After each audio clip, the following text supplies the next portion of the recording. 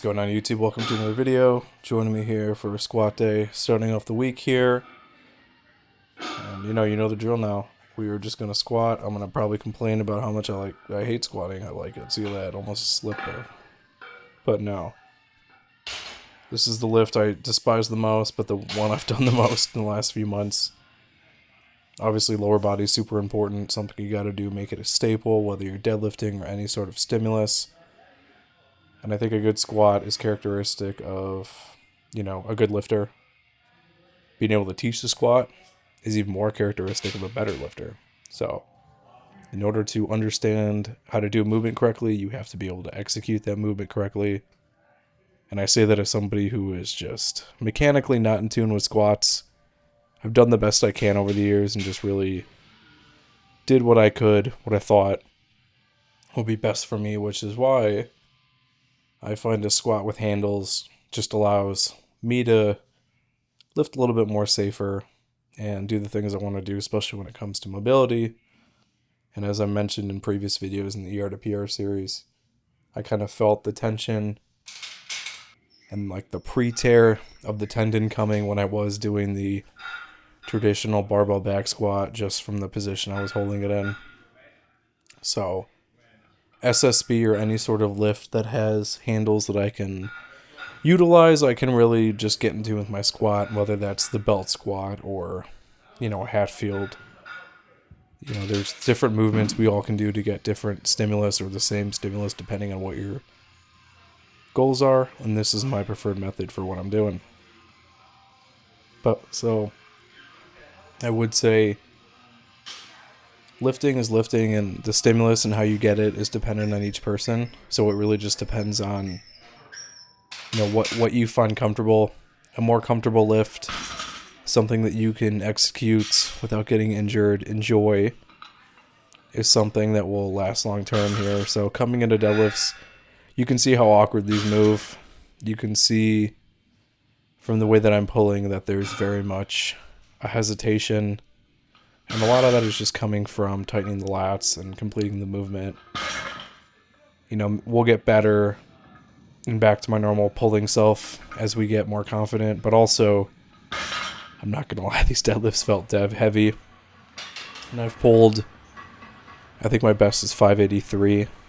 So, significantly under, but ultimately, if you don't train something, you lose that connection.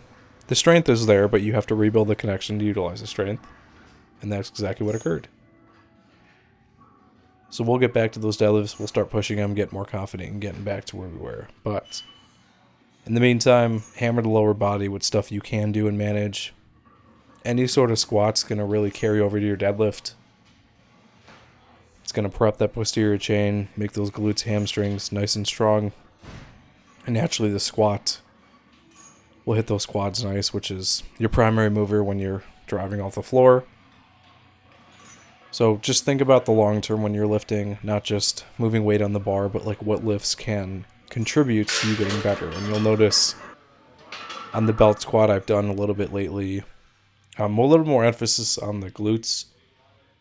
I'll really use a lot of quote-unquote hip drive, which is really just engaging the glutes and driving the hips through, which some people won't really utilize on a squat, but for me, I tend to find I can sort of do this movement, get that glute drive, and that does carry over to the deadlift because sometimes my hips, the pull through on the lockout on the deadlift is like the hardest part for me. And in this time frame where I'm taking some time away from doing those really heavy deadlifts, I can focus on the squats and I can really take care of what I need to do and utilize these moments to really focus on weaknesses like this. So there's been a lot of belt squatting, a lot of squatting in general, a lot of leg press in general for, the entirety of this training last few months. And I know my legs are very strong. It's more of a coordination thing when it comes to doing certain movements. I want to make sure I'm safe and stable. And it's weird. I've got a really strong back, really strong upper legs, but it's the ankle and the wrists that are like my weakest points. So I've been trying to do my best over the years to hammer those and really strengthen them, especially now. So kind of like a good reset. And then just making sure the hamstrings and the leg extensions that go along with my quads are super useful and put towards use. Obviously, you can just kind of pump away at these movements and just get a pump. But I'm looking to progressively overload them, feel that stretch, tear those fibers, and get additional muscle mass so that when I come back to those heavy squats and deadlifts, I've got the reinforcement.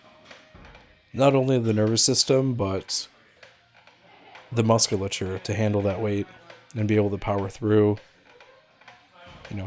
make myself less injury prone. And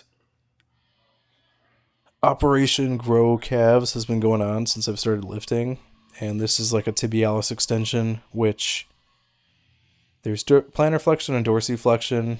And a lot of people tend to do more of the plantar flexion, which is like when you push down the pedal when you're driving. And so the reverse, the dorsiflexion with the heel being pushed down first, is rarely done. It's kind of a weird movement because your foot's always planted, so you can't really move that way. So I don't know, we'll see. Calves are mostly genetic, to be honest, though. You can do all the work in the world, but if you don't have the structure and insertions, it's a struggle. As the rest of you gets bigger, it'll just make them look smaller. So, like I said before, it might just be a joint issue, but it is what it is. I'm still going to work them out. They're still muscle, so. And then benching here with our competition style grip. So really just, slow and controlled tempo. Finally putting some weight on here, 242, put a nice blue on there. And anytime I make this transition into weights that I haven't done in a while, there is this learning curve and peak. Not always the most interesting, but it's a necessary way to get to the end goal, which is to lift heavy weights and then surpass what I've been doing before. So that's the plan. We've kind of worked our way up from baby weights to decently respectable weights in the gym, at least with pauses. And you'll see here, solid pauses, nice control, and just a good overall time. No little like herky-jerky type of movements that you were seeing before, like instability in the hole of the squat when it's, or the squat, I'm sorry, in the hole of the bench when it's paused on my chest. So, and then even on the overhead press, a lot more consistent with the movement, slowly getting more speed. And like I said, that cut range of motion, it's just in relation to my elbows.